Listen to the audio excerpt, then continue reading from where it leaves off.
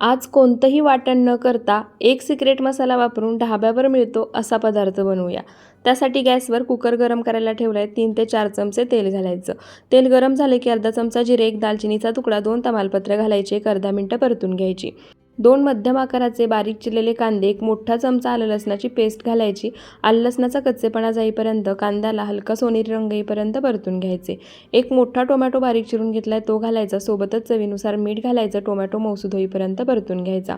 अर्धा चमचा हळद, 1 चमचा काश्मीरी लाल मिरची पावडर, 1 चमचा धणे पावडर, अर्धा चमचा गरम मसाला, 1 चमचा कांदा लसूण मसाला घालायचा. थोडंसं पाणी घालून पावडर मसाल्यांचा कच्चेपणा जाईपर्यंत आणि मसाल्याला छान तेल सुटेपर्यंत सर्व साहित्य परतून घ्यायचं.